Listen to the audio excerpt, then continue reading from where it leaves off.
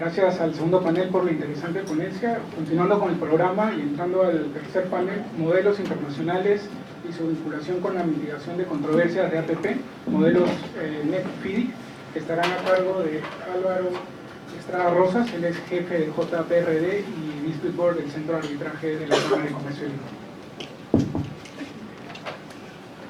Muchas gracias, Giovanni. Buenos días con todos. Este es el tercer panel que ya va a estar más enfocado en los contratos estandarizados, FIDIC y NEC precisamente. Y tenemos como panelistas, nos acompañan María Luisa Cáceres, que es ingeniera civil, ella también es miembro de la DRBF, tiene amplísima experiencia en JRDs, DAPs, obras por impuesto, G2G, APPs, y podríamos extendernos. También nos está acompañando en este espacio Amalia, que ella tiene mucha experiencia también con gestión de proyectos, también es miembro de la DRBF y bueno, actualmente gerente general de Integridad e Innovación y es ex viceministra del Ministerio de Vivienda, Construcción y Saneamiento. Y por último, nos acompaña, está conectado vía remoto, Óscar Cortés, él también es ingeniero, es representante de la DRBF en México, es parte del Consejo de Comité de Liderazgo de América del Norte, UAP, tiene más de 35 años de experiencia en gestión de proyectos de infraestructura y construcción. Esta es una apertura para que sepan quiénes nos están acompañando en esta mesa de diálogo y vamos a empezar ahora con la ingeniera María Luisa Cáceres. Vamos a entrar un poco al tema de contratos de obra, temas específicamente de contratos estandarizados en obra y luego ya vamos a ir adentrándonos un poco al tema de este tipo de contratos aplicados a las APPs. Entonces, la pregunta, María Luisa, que quisiera que nos comentes es ¿cómo podemos encontrar el contrato estandarizado más idóneo para una determinada obra sin que abusemos del uso desmedido de las famosas cláusulas zetas o condiciones especiales y qué herramientas, gestiones y recursos se pueden implementar para hacer un mejor uso de estos tipos de contratos? Gracias por la pregunta. Muy buenos días con todos. Agradecer a la Cámara por la invitación y a Álvaro. Bien, antes de responder esa pregunta bastante extensa, no sé si las que son somos tres paros, más o menos que has leído, ¿no? Hay que dar una mirada atrás para empezar a decir cuál es el problema recurrente en los proyectos. Y como venimos hablando en las conferencias, y lo has dicho la mesa antecesora, el tema del desarrollo de ingeniería. Dice problema de construcción, pero es que si le damos un paso más atrás es la ingeniería. Y esa famosa definición del alcance. Es un tema recurrente, no solamente en la ley de contratación, lo vemos también en APPs. Hay una gran demora y eso no podemos negarlo. Los últimos que se han concesionado en las APP, por ejemplo los que hablamos de locales, llevan creo que 2 años. Y la pregunta es, ¿por qué todavía no hemos terminado la ingeniería? Si entramos un poquito más, nuevamente el alcance. El alcance que el cliente final le llamo yo, es que no sabe realmente qué quiere. Perdón si efectivamente hablamos de una APP, que hay estudios económicos, todo el desarrollo, pero ciencia cierta, cuando aterrizamos en el alcance, tenemos que ver que hay muchos stakeholders del tema. Y ahí la gestión del proyecto es muy importante. Existen lecciones aprendidas y recojo y valoro mucho a Proinversión en la publicación de sus lecciones aprendidas. Estaba revisando y decía, pero ¿por qué no lo volcamos a la realidad? Sabe que los stakeholders están demorando demasiado. Tenemos que hacer algo. El nuevo reglamento, perdón, la nueva ley señala el tema de la inclusión de la JRD. Y escuchaba atenta el tema de las intervenciones. Y es que la JRD cobra un valor muy importante. Hoy en día todavía no es obligatorio en las APP. Pero imagínense ustedes, y ahí tenemos que nosotros ser arriesgados, e introducir a esa mesa de especialistas, sí, especialistas, para que puedan resolver a tiempo los problemas que surgen entre las partes. Porque si no, tenemos lo que tenemos hoy en día, proyectos que todavía no se concluyen las ingenierías. No se concluye la ingeniería, va a haber demora en construcción y luego en la operación y mantenimiento. ¿Cómo reducimos la brecha, señora, en infraestructura si tanto necesitamos esos proyectos puestos en marcha. Por eso regreso al tema de que la gestión de proyectos es muy importante. Necesitamos el tema de alcance, necesitamos gestión de proyectos, gestión de riesgos, gestión de calidad, y puedo seguir. Todas las gestiones, hablamos de Project Management, es que todos los procesos son muy importantes y necesitamos especialistas, pero el contratista lo está logrando. Pero ¿qué sucede de parte de la entidad? Y ahí todavía tenemos que nosotros capacitar más, buscar mecanismos que ayuden. Y ahí, nuevamente, regreso al tema de la Junta de Resolución de Disputas. Si ustedes se imaginan el problema que tenemos con la línea 2 del metro en los temas de arbitraje internacional, ¿qué hubiera pasado si hubiéramos tenido juntas? En mi experiencia, juntas o dispute board ayudan porque intervienen en el momento, señores. Son ellos quienes toman las decisiones. Efectivamente, la entidad tiene reflexiones para poder opinar, para hacer una adenda, para reformular, considerar que era beneficio, que sí le corresponde al contratista o al ejecutor. Entonces la JRD asume ese rol técnicamente, contractualmente, porque es una mesa de especialistas, entre que ellos están ingenieros y abogados, y podrán resolver los problemas que se están presentando. Hoy en día hay demoras, decía yo, en el tema de los hospitales, en la ejecución de los proyectos a nivel de ingeniería, porque hay ciertas stakeholders que se cruzan proyectos y no definen a diferentes entidades que dicen el proyecto interfiere en mi otro proyecto a futuro y no se toman decisiones. Si imagínate que la JRD estuviera en ese momento incorporada, de una vez empezaría a advertir a las partes que hay que conocer un impacto de demora, que le va a costar más por falta de toma de decisiones. Y ahí sí, la Contraloría entrará y dirá, muy bien, ¿a quién le correspondía tomar las decisiones oportunas? Escuchábamos en la mesa anterior que han llevado proyectos de 1, 2 o 3 años en gestiones. Claro, no ha habido impacto, pues, ¿no? Porque si hubiera habido costo, la Contraloría hubiera entrado a los funcionarios. Es momento, señores, que tengamos que nosotros tener esa apertura. La nueva ley dice que se puede incorporar, yo digo, seamos agresivos, tenemos que asumir ese riesgo, incluir las cláusulas de estos contratos. Y a la pregunta de este preámbulo que he hecho, me decía Álvaro, es que es el proyecto que escoge un contrato, no es el contrato idóneo para un proyecto, no existe. Entonces ese es el proyecto. Si usted evalúa los riesgos del tipo de proyecto que tiene, podrá incorporar ciertos modelos de contrato estandarizados que le permitan. Usted puede hacer un mix, puede ser un mix, usted puede, en los contratos que hoy día tiene, usted puede agregar cláusulas, claro, la ley le permite, pero como bien lo han dicho, todos lo sabemos, es difícil sustentar hoy en día porque quiero generar una adenda al contrato. Porque siempre va a haber la observación es, ¿a quién beneficia realmente eso? ¿Al proyecto? Y por los antepasados nos van a juzgar, entonces por eso se evita esas adendas al contrato. Entonces, cerrando en esta primera parte, esta pregunta, es, ¿podemos entrar al tema de la JRD? Debemos asumir ese riesgo, señores, les vamos a ayudar a viabilizar los proyectos, la etapa de ingeniería, la etapa de construcción y la etapa de operación. Ingeniera Cáceres, yo voy a ir a una pregunta, me voy a hacer una pregunta. ¿En qué tiempo? ¿Todo el tiempo tiene que estar? Y yo siempre digo, no señores, es solo en cierta fase del proyecto. Etapa de ingeniería, termina. En la etapa de construcción también. Y en la operación y mantenimiento, cuando surja la discrepancia, nada más se activará. Y así usted, no es costoso porque la inversión de una operación y mantenimiento, una APP, es muchos millones, señores. Solo para decirle los rangos en unas obras públicas, el gasto que representa una JRD o DAT es 0.03% del costo de la obra. Imagínense en una APP, es una nada. Entonces, a eso respondo a preguntas. Excelente, muchas gracias, María Luisa.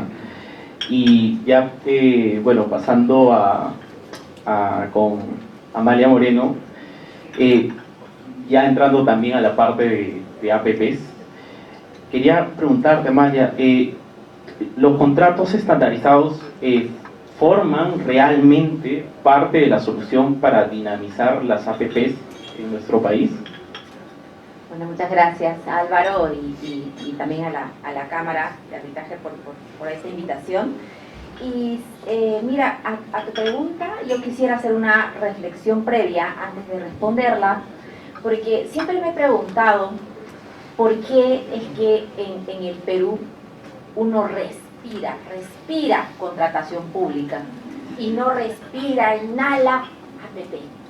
como lo he sentido en Chile, por ejemplo. Cuando yo vivo en Chile es como que todos dicen, ya, hablaba con muchos funcionarios y me dicen, bueno, nosotros utilizamos este esquema de APP, pero ya no me hables de APP porque APP ya sabemos, háblame del contrato NEC en obras públicas, ¿no? Pero aquí en Perú es una batalla que, digamos, la ha ganado la contratación pública. Y quiero comentarles un poquito la experiencia porque no es, digamos, yo siento que eso es gracias en su momento al doctor Ricardo Salazar Chávez, que inició esta gesta en lo que era con su CODE, y él apostó por lo que todos los paneles, por lo menos los que he podido escuchar, hablan, que es el desarrollo de capacidades. Y lo primero que hizo cuando sacó la famosa ley 26850 es empezar a hacer convenios con distintas universidades, con las propias entidades para empezar a capacitar. Y nosotros en ese momento nos burlábamos y le decíamos, oye, ¿por qué capacitas tanto? O sea, ¿no? Todo es capacitación. Incluso a nosotros, en el mismo CONSUCODE, nos podían, vamos a decir, echar como funcionarios y nosotros no íbamos a la capacitación. Eso se ha generalizado tanto que el funcionario público en este momento, estoy seguro que a cualquiera dices, ¿cuál es la ley obligatoria para ti? Y te dice, la ley de contratación pública. ¿Eso es así? ¿Ustedes han visto en la historia del Perú alguna vez que en una ley haya dicho, oye, esta ley es obligatoria y supletoriamente vas a aplicar la APP? Nunca. Siempre han coexistido, porque como nos ha explicado muy bien María Luisa, es el proyecto el que, digamos, busca o necesita un tipo de modalidad de contratación, un tipo de contrato. Entonces, ¿a qué voy? A que nosotros siempre, incluso en el mundo de las APPs, en el poco tiempo que estuve en Proinversión, decía, estamos preocupados de cómo, pero ¿por qué relegan a la APP? Porque la APP no ha tenido esa presencia. En ese versus hay que empezar a decir, oye, por si acaso, funcionario público, así como tú tienes la necesidad de saber de la contratación pública para certificarte como un buen logístico, tienes que también saber de APPs. Porque si no, ¿cómo vas a escoger? ¿Cómo vas a saber, por ejemplo, que si tú administras hospitales, cómo no es un mejor esquema hacer una APP para justamente la operación y mantenimiento de todos los hospitales que tienes? ¿Por qué no es una opción? Porque no lo conoces.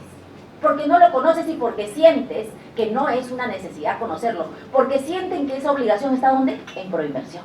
Cosa equivocada totalmente, ¿no es cierto? Entonces, quería hacer esta reflexión porque desde ahí va un poco mi respuesta. Queremos agilizar, y aquí también un poco ya me hicieron la tarea los paneles anteriores, porque decían, ¿dónde es que queremos agilizar la APP? Para que siempre sea más atractiva al tomador de decisiones, ¿no? Y que puedan optar por este mecanismo. Y queremos que opten por ese mecanismo porque al Perú le hace bien tener una diversidad de mecanismos y manejar todas. No hay una sola opción, y lo digo, digamos, de alguna manera yo como un poco como la que inició este tema de los G2Gs, ¿no? Pero no, el G2G nunca fue creado para reemplazar a la APP. En ningún caso, es una modalidad más, pero nunca para reemplazarla. No decimos ni siquiera, yo no me atrevo a decir que es una mejor que la otra. Pero todo lo hacen las personas. Entonces, pero sí, creo que lo ha dicho también María Luisa, coincidimos en que tenemos problemas similares.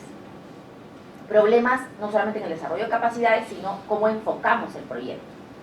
Y en eso sí, los contratos estándar pueden aportar soluciones, pero ya los expertos, bueno, porque yo estoy aprendiendo, escuchando a los paneles, ya los expertos nos han dicho cómo es que se construye, cuál es la naturaleza de una APP, y hay un mundo en el que de repente no se tiene mucho detalle, porque hablar de un open book en una APP no es tan simple como parece, ¿no? Entonces, pero sí sabemos que ahí hay una problemática que a mí no me sorprende. A mí no me sorprende porque todos somos, vamos a decir, todos vivimos en el mismo país. Entonces no es que un problema solo le asiste a un lado. Entonces si tú tienes un ingeniero que no diseña bien en obra pública, lo vas a tener en APPs. Porque no estamos en realidades paralelas, eso no existe, ¿no? Entonces vas a tener ese mismo problema. Entonces, como tenemos estos problemas en común, yo sí veo que en este espacio, es decir, del concesionario con su red de proveedores, el uso de los contratos estándar puede definitivamente mejorar el resultado. Pero, otra vez, acabamos de modificar la norma de APPs. Y yo felicito ese esfuerzo y felicito esa mirada hacia flexibilizar. Definitivamente es algo que ha hecho bien, seguramente siempre va a haber oportunidades de mejora, pero es algo bueno que ha hecho el Perú, ¿no? Y las gestiones que han impulsado estos cambios. Pero siento que siempre no estamos mirando el fondo del asunto, que es el desarrollo de las capacidades, porque incluso si nos centráramos solo en proinversión también tiene que manejar todos estos mecanismos. ¿Y por qué lo decía? Porque si nosotros queremos introducir estos contratos estándar a las APPs, hoy por hoy ya los contratos estándar en la obra pública se están desnaturalizando, como tú decías, o en el panel anterior también se ha dicho, por el exceso de las cláusulas Z. ¿Y por qué tenemos exceso de las cláusulas Z? E incluso no insertando las cláusulas Z, se están desnaturalizando. ¿Por qué? Porque el funcionario no está entendiendo la lógica del contrato estándar. ¿Ok? Entonces, por eso es que hago esta reflexión, porque digo, para agilizarla, si tú me dices, Álvaro, tú me preguntas y me dices, Amalia, ¿tú recomendarías? Sí, la recomiendo, pero hay un previo, prepara primero a tu gente, porque si no, vamos a acrecentar la red de mala experiencia, ¿ok? Entonces, eso que es difícil, eso lo tenemos que hacer. Por eso decía, y a mí y siempre me he preguntado, y ojalá que Proinversión tenga ese acercamiento, por ejemplo, con el propio OS, para que en conjunto al operador logístico, que es el que le explica al tomador de decisiones cómo funciona el mundo, las modalidades de contratación, empiecen a capturar la esencia de la APP. Es lo primero que tenemos que hacer. Entendido la esencia de la APP, podemos también insertar ya con una buena preparación los contratos estándar. ¿Qué ventajas le veo yo a los contratos estándar, que ya se han comentado también? Primero, que tiene una gestión de cambios. No hay que tenerle miedo a la gestión de cambios, porque no hay contrato estático en el mundo que no sufra variaciones. O sea, esa gestión de cambio tiene que insertarse en nuestra cultura.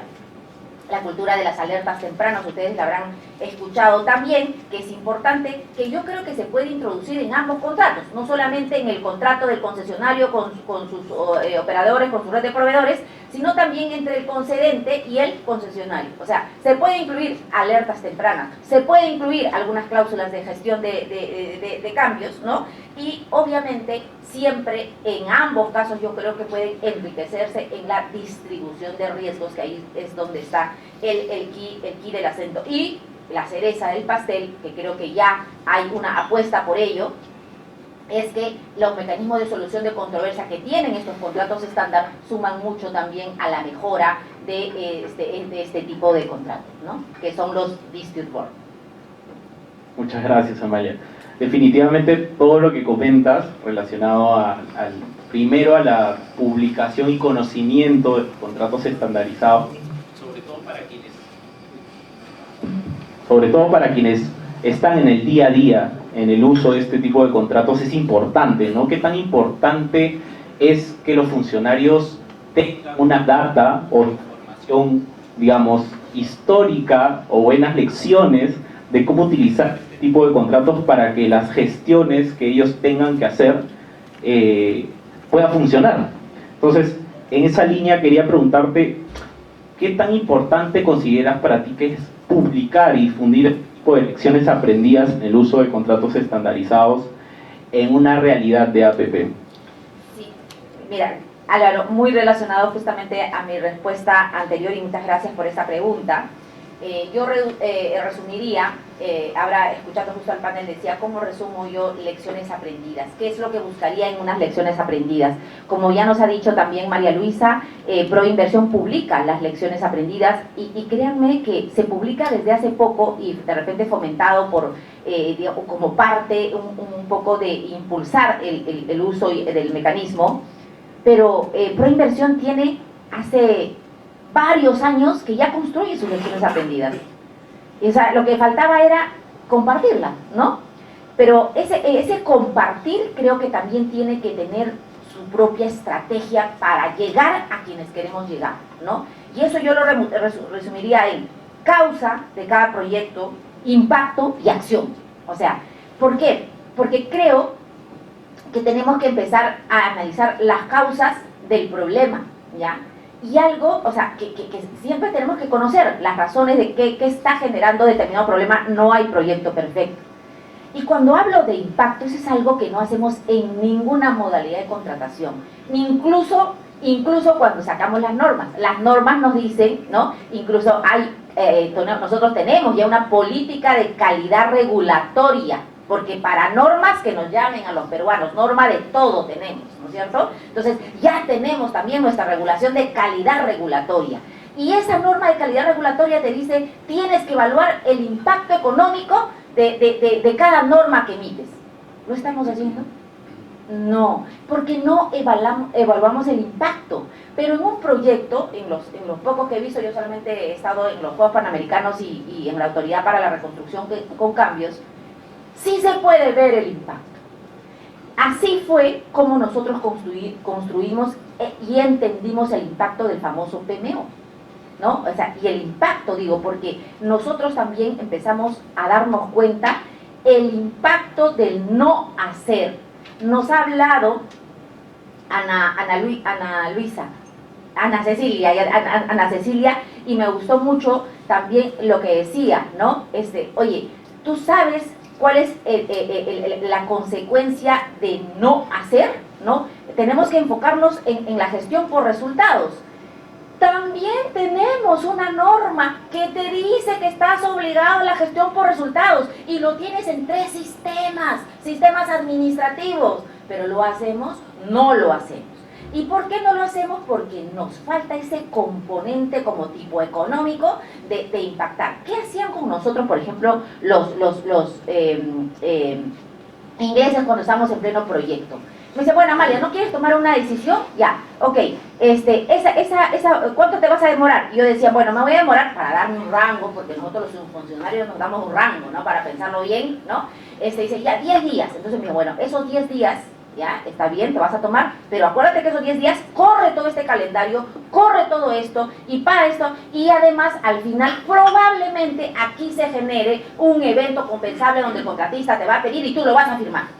Entonces, entre firmar un evento compensable y apurarme un poquito en esa toma de decisiones, mejor me apuro un poquito, ¿no? ¿Por qué? Porque me mostraron el impacto. Y entonces, eso es lo que hay que mostrar y compartir, Álvaro, ya termino, con las lecciones aprendidas. Que las lecciones aprendidas también tengan un formato y que nosotros todos podamos decir, ah, ok, acá esto se generó esto fue el problema, esto fue el impacto y obviamente la lección aprendida, ¿no? O sea, qué se hizo, qué no se hizo, y creo que en ese formato, digamos, simple, podríamos todos entender y empezar a capacitarnos y empezar a entender cómo se vive, ¿no? Y cómo se va a impulsar realmente desde el fondo esta modalidad de APP. Muchas gracias, Amalia. Muy interesante todo lo que nos has comentado. Y de hecho quiero sostener el último punto que me parece muy importante sobre el tema de la difusión de las lecciones aprendidas, porque al final todos quienes estamos involucrados en esta materia, en el ambiente de los contratos estandarizados, obra pública, finalmente proyectos de infraestructura, sí es importante que tengamos esta data, ¿no? Es importante que tengamos este conocimiento, esta experiencia para poder uniformizar criterios, ¿no? Eso es lo más importante. Y de hecho, tomando en cuenta este punto, quería preguntarte, Óscar, ¿cómo estás? No sé si nos escuchas. Perfectamente, ¿cómo están? ¿Qué tal? Ya aquí estamos, ya serían buenas tardes, ya estamos casi llegando a las 12, así que te agradezco mucho por estar aquí con nosotros. Y quiero aprovechar tu presencia para preguntarte primero, pues toda la experiencia que tú tienes en APPs, en gestión de proyectos, ¿qué experiencias positivas, negativas, lecciones aprendidas nos podrías comentar sobre la aplicación de los contratos estandarizados en Estados Unidos y en México? Bueno, primeramente agradezco la invitación a este evento. Un cordial saludo. Estoy ahorita en la ciudad de San Diego, California, y van a ser 4:15 de la mañana. Bueno, dicho eso, yo les voy a dar un poquito de contexto de lo que es Norteamérica, donde prácticamente me desarrollo profesionalmente, que incluye Canadá, Estados Unidos y México. Y cuáles son algunas diferencias, algunos casos de éxito y también casos de lecciones aprendidas.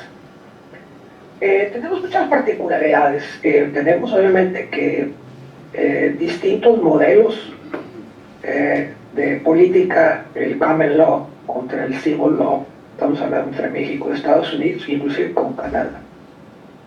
Y cómo eso influye en los tipos de contrato.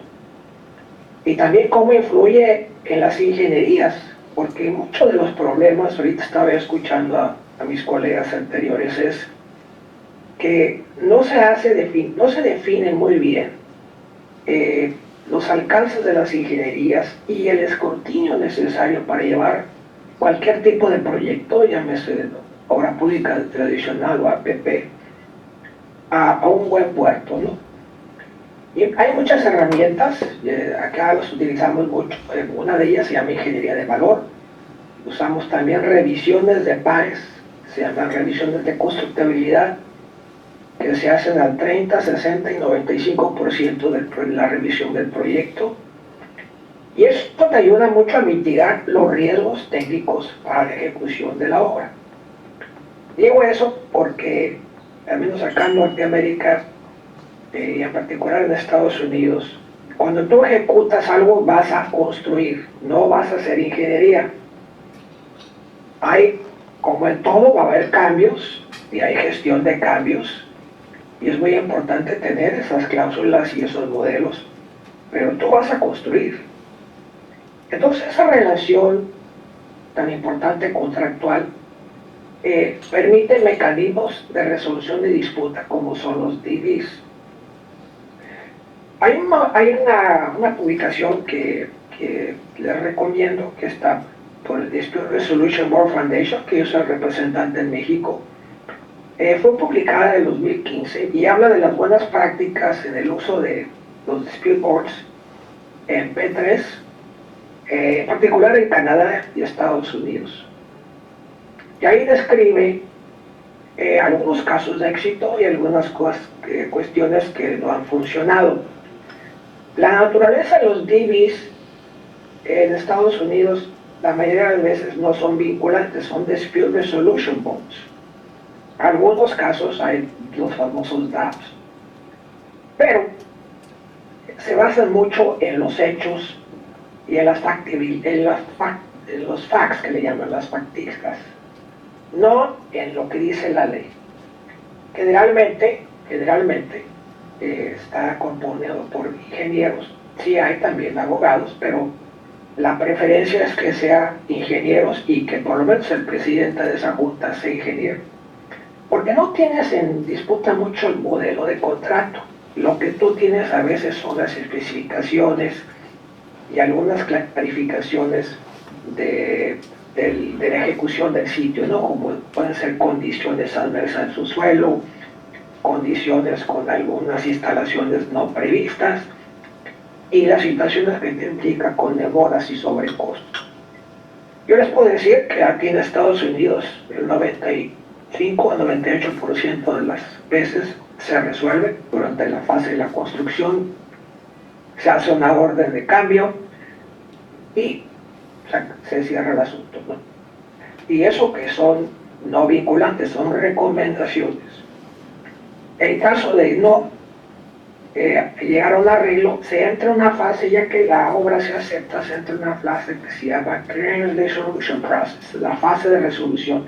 Tienes generalmente aproximadamente 250 días para buscar solucionar en forma amigable todavía las disputas pudieran quedar pendientes.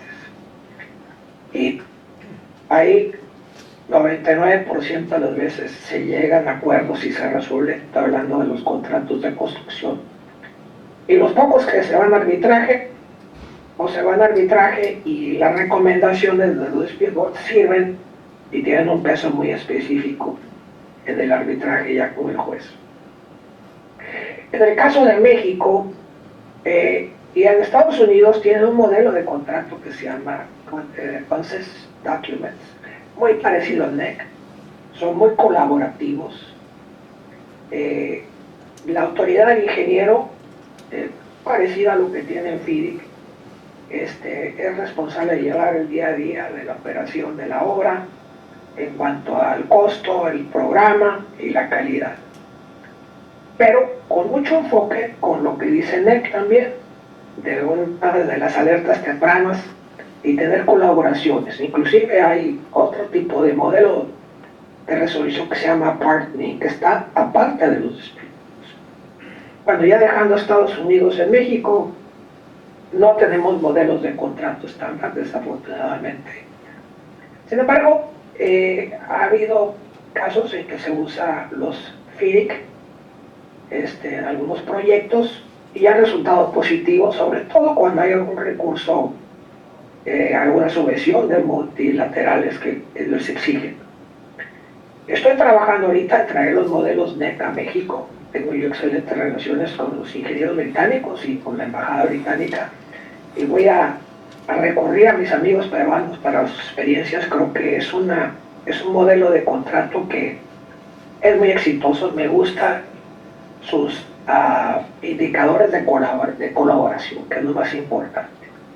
Lo digo por esto, porque muchas veces ese es el problema. Si vas con una situación de adversidad y no vas con una mente de colaborar, las cosas no funcionan. Y no se trata de esconder la información, tienes que notificar, tienes que ser muy transparente. Y desafortunadamente en México y seguramente también en Latinoamérica, ese es un problema crónico. La falta de transparencia, la falta de información. Y hay otra cosa, la injerencia política en los proyectos, llámese de obra pública o llámese de APPs, donde a veces las presuras por llevar a cabo un proyecto no está bien estructurado técnicamente hablando. Financieramente puede asumir muchos riesgos. Vamos a decir, el desarrollo carretero, tuvimos malas experiencias en México durante los 90. Hubo un montón de proyectos de carreteras concesionadas que tuvieron que ser rescatadas a finales de los 90 porque pues nadie garantizaba el volumen de tráfico y lo tenía el privado.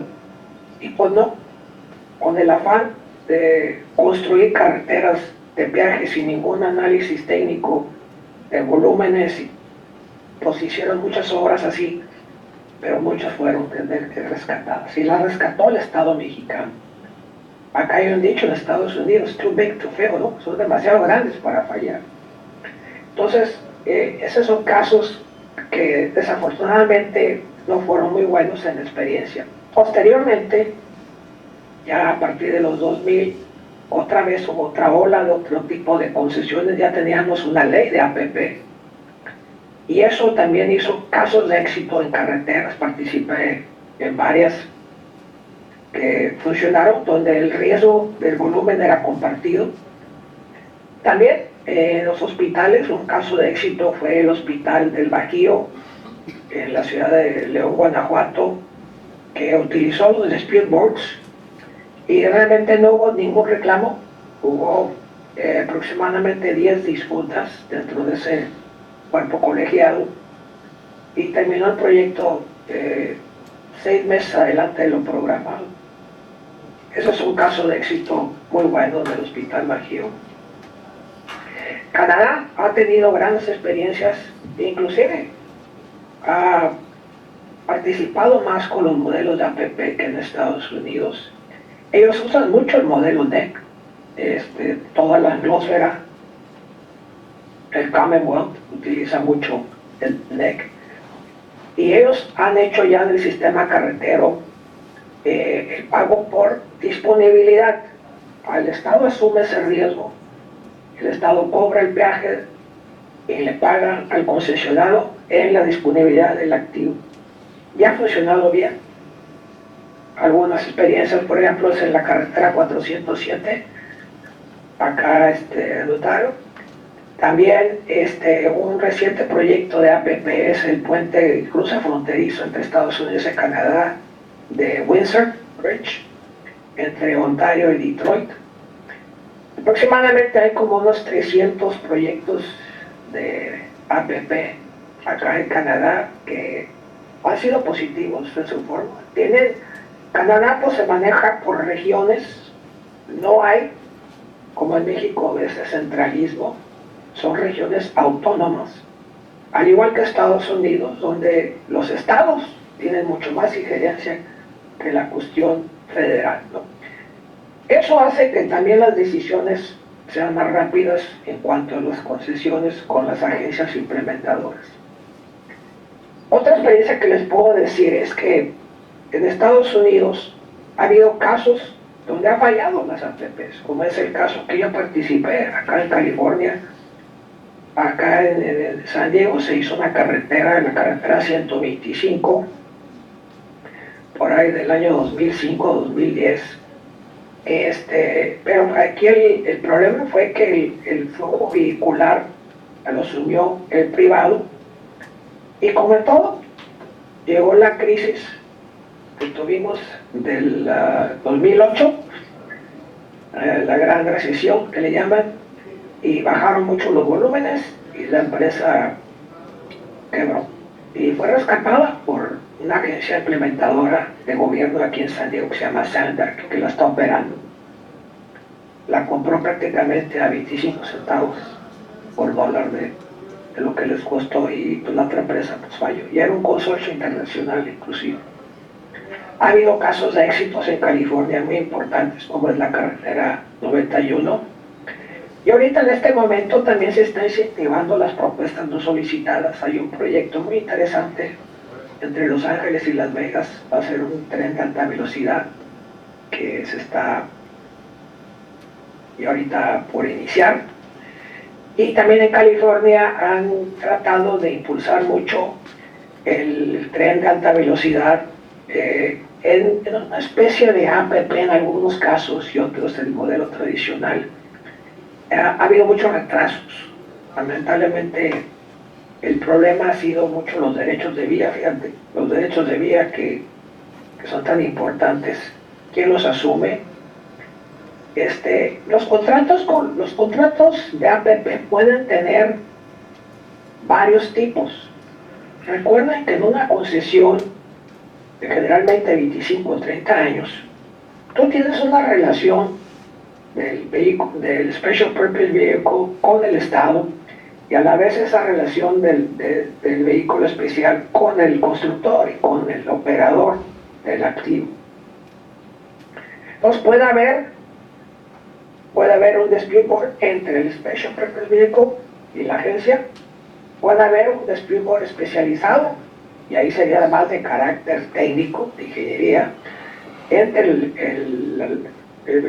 el SPV y la constructora de Sunbelt, y puede haber otro para la operación y mantenimiento, que es así, va a tardar más tiempo. Generalmente se van actualizando sus paneles cada 5 años, pues, ojalá uno durara 30 años en un solo dispute board, pero yo creo que esa es una forma muy inteligente de manejar los riesgos. Otra recomendación que podría decir es, independientemente de la transferencia de riesgos que estén en los contratos derivados del análisis de riesgos, hay que hacer un perfil de claims. Yo lo he utilizado mucho. Nosotros impulsamos a través de una oficina de PMO todo lo que es el claims management, ¿no? Y hacemos un perfil de riesgos, vemos todos los documentos, revisamos todos los estudios previos de constructabilidad, análisis de riesgo, de valor, vemos los términos de referencia, tenemos acceso a todas las licitaciones en la Junta de Declaraciones, y todo eso te forma un perfil. Y vas asesorando, ¿no? Muchas veces nos asesoramos al Estado, o muchas veces asesoramos al concesionario, ¿no? Porque vas mitigando con alertas tempranas, por eso me gusta, en base a tu padrón de riesgos que tú ya tenías predeterminado, donde posiblemente pueda haber fricciones, ¿no? Una herramienta que es muy importante es toda la cuestión del calendario de la obra. Por ley, tiene que haber una aprobación de un baseline schedule que le llaman, y cada mes tiene que haber actualizaciones. Eso te va a dar una herramienta muy bien para poder llevar tu proyecto y poder determinar realmente si se va a pactar la ruta crítica y eso te genere impactos de demoras, ¿no? Claro, ese tipo de herramientas utilizas software sofisticado como es Primavera, y dentro del software hay otro software para revisar que no cambie la lógica de las actividades, ¿no? Que suele suceder que a veces los contratistas entregan una revisión con un cambio de lógica para hacer que algo sea crítico cuando en realidad no lo es, ¿no? Tenemos mucha experiencia en ese aspecto. Pero lo muy importante son las notificaciones dentro de los procesos administrativos de los dispute boards. Hay que dar una notificación de que yo tengo, la Initial Potential Claim Record, yo tengo un reclamo inicial. Entonces la autoridad, en este caso, en el modelo FIDI, que es el ingeniero, tiene que responder, en el modelo NEC, que es el Project Manager, tiene que responder a ese documento inicial, que es estoy notificando, parte del, muy parecido a lo de NEC, que hay un posible reclamo. Se revisa, se tiene una semana, se contesta, ¿lo acepto o no lo acepto? Si lo acepta, de todos modos, el ente constructor tiene que documentar cómo fue ese impacto, ¿no? Eso se llama Supplemental Potential Claims Record. Entonces yo documento todo lo que fue, lo que impactó esa particularidad, y lo vuelvo a mandar al representante. Se tienen 30 días, igual se acepta o se rechaza. Si se rechaza, se va a un dispute board, se les da 30 días de notificación, y durante el dispute board se presenta el full and final, que le llaman, que es donde está ya realmente cuál fue el quantum del impacto en base a la especificación.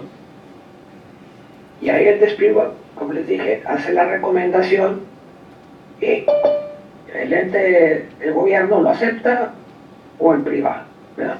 Hay esa situación. Pero todo esto te permite ir mitigando fricciones. Porque si tú me notificas, y yo sé que a lo mejor sí tenía yo algún problema porque tengo ese perfil de riesgos, trato de llegar al mejor arreglo, hago una orden de cambio, por eso tengo una contingencia y asunto arreglado. No dejamos que los problemas se vayan sumando, que luego se hacen muy complejos. Hay que siempre definir el alcance del problema y tratar de resolverlo, inclusive a lo menor posible en el campo.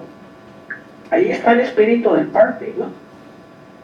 Muchas veces los arreglos en el campo son tan sencillos que el superintendente con el residente de obra dice, bueno, aquí hubo un pequeño cambio, no estamos construyendo un reloj, es una carretera, y se hace ahí el mismo cambio de orden. Entonces hay que saber, por eso me gusta la colaboración, y por eso me gusta NEC, inclusive yo pienso que NEC, principalmente para Latinoamérica, es una herramienta que nos permite tratar de llegar a acuerdos sin llegar a tantas fricciones. FIDIC, yo lo he trabajado mucho, FIDIC oculta muchas cosas porque ya que pasa te tiene que notificar y no estás en el plan de colaborativo. Sin embargo, FIDIC tiene su razón de ser, ¿verdad? El NEC apenas empezó en el 91. Pero en México tenemos que implementar contratos de modelo estándar. Yo creo que firmemente en eso los gobiernos desafortunadamente tienden a impulsar y ni siquiera saben los alcances, como se comentó acá, bien de los proyectos. Y eso hace que el mercado no sea tan atractivo, ¿no? Inclusive ahorita en México estoy trabajando en un Consejo de Políticas de Infraestructura, porque se va a reemplazar la ley de APP por una ley que se llama Ley de Infraestructura de Bienestar. Vamos a ver qué tan exitosa sea ese reemplazo. Toma mucho de las figuras de las APP, ya me lo van a llamar asociaciones público-privadas, le van a llamar inversiones mixtas para el bienestar. Es lo mismo, nada más le están cambiando el nombre. Pero están creando comités de bienestar que el Estado va a determinar índices de bienestar, pues eso se contrapone con los tradicionales métodos de análisis de comparador público creado varios por Bani, todo eso, ¿no? Entonces, vamos a ver cómo funciona. Hoy creo que ahorita la pasada administración federal aquí en México satanizó mucho las APP, inclusive retiró varias concesiones, sobre todo en el sector salud. Fui parte de un equipo ahí que tratamos de proteger, sobre todo en los hospitales. Pero fue la voluntad del Estado, de la rectoría del Estado. Pero ya este gobierno, que es del mismo partido, ya se dio cuenta que no hay recursos que no alcancen y está tratando de poder rescatar las APPs bajo otro nombre. He hecho hincapié yo que tenemos que ver también las lecciones aprendidas de nuestros hermanos latinoamericanos, en particular con los peruanos. Me gusta mucho lo de proinversión, con sus aciertos y limitantes, pero algo así debemos de tener en México, porque también no tenemos la capacidad institucional. Los que nos dedicamos a esto tenemos la obligación de transferir conocimiento y entrenar, como bien dice, el capacity building, pero el que está detrás del escritorio, en la autoridad, no sabe ni lo que está revisando. Entonces es un campo de acción muy importante. Con esto concluyo mi participación. Muchas gracias. Muchas gracias, Oscar. Bastante detallada e interesante los casos y experiencias que nos comentas. Bueno, yo creo que estamos un poquito ya con el tiempo, no vamos a poder hacer ya la ronda de preguntas. Sí, lo que sí quiero, súper puntual, María Luisa, bastante puntual, máximo 2 minutos. Sí, me gustaría que nos comentes qué contribución y qué experiencias, ¿no? ¿Qué contribución puede tener una dispute board en un contrato estandarizado? Gracias. A ver, como buen ingeniero, 2 minutos voy a cumplir. Es bastante breve. Bueno, señores, nosotros llevamos cerca de 8 años aplicando los dispute board en los contratos NEC y efectivamente ahorrado, y FIDI también, pero hemos ahorrado mucho dinero al Estado. Es muy efectivo, las partes empiezan a darse cuenta que las demoras que están ocasionando de uno a otro lado, sabe quién lo va a pagar. Más allá de que exista una matriz de riesgos, que es muy bueno de tener un principio en el contrato, ¿no? Las comunicaciones, el sistema colaborativo, las alertas tempranas, van dando el camino, trazando el camino para ver de quién va a ser la responsabilidad por no tomar a tiempo la decisión, ¿no? Se busca no se busca buscar culpables, pero sí tomar decisiones. En la experiencia de Amalia, que efectivamente el PMO le decía te vas a demorar 2 semanas, yo era de la contraparte, estaba el contratista, le decía si no se demora, le voy a poner 5 millones de soles, porque mire lo que me va a impactar. Yo estaba en el tema de la vivienda, así que ahí trabajábamos juntos, se tenía que apurarse. El tema de los disturbios es valiosísimo. Tenemos que salir nosotros del status quo, señores. Aprovechemos la nueva ley que se salió de la APP. Dice, puede incluir la cláusula de JRB. Animen, señores. Háganlo. Se van a ahorrar dinero. Las arbitrajes internacionales nos está costando mucho al Estado peruano. ¿Que reconoce el daño? Sí, reconoce, pero qué mejor tener un dispute board que resuelve en el momento el problema. Se está generando el problema y estamos llamando a las partes. Y sin el hecho de revelar, yo estaba en una sesión el otro día, y efectivamente vi una demora, pero a las partes les vamos enseñando cómo deben de trabajar. Hablaban de colaboración y yo veía que ya llega el horario de la hora de la muerte y todos nos estamos distrayendo. Pero el tema de la colaboración se va trabajando. Los dispute board tenemos eso, esa es una de nuestras primeras tareas, de hacer cómo las partes empiezan a colaborar. Este es un negocio, sin separar el tema del negocio, ¿no? Cómo se deben de ayudar las partes para lograr el objetivo común. Uno, tener su obra o la operación de mantenimiento, y el otro, terminar a tiempo para recoger sus utilidades. Entonces, nosotros como distribuidor o JPRD, lo que hacemos es entender a las partes. Sí, con las habilidades blandas, pero sobre todo con el tema de hacerles conocer el impacto del proyecto ahí técnicamente. ¿Qué va a impactar? Por la falta de toma de decisiones. He dicho, no es oneroso el costo, es solo que tomen las decisiones. Si quieren generar cambios, es el momento. Propongan aquellos que están todavía en ejecución ya de ATPs. Se puede, la ley dice que lo pueden proponer entre las partes. Vean pues el pasado, lo demora que están teniendo. ¿Por qué no invitan a decir, oiga, vamos a hacer este contrato? Llamemos al centro, llamemos al DIRBIS que nos propongan un dispute board. Ya los centros también tienen lista de dispute board. Entonces, me pidan, hagan un periodo, 6, 8 meses, vean cómo se comportan y van a ver cómo estos expertos los van a ayudar a resolver. Y a enseñarles a las partes que la necesidad, que la prioridad es el proyecto. Y si todos pensamos en el proyecto, vamos a sumar esfuerzos para poder lograr a cabo lo planeado, ¿no? En lo que realmente requiera el proyecto. Eso es. Muchas gracias. Muchas gracias, María Elisa, Amalia, Oscar y a todos los presentes. Con esto cerramos el panel. Gracias.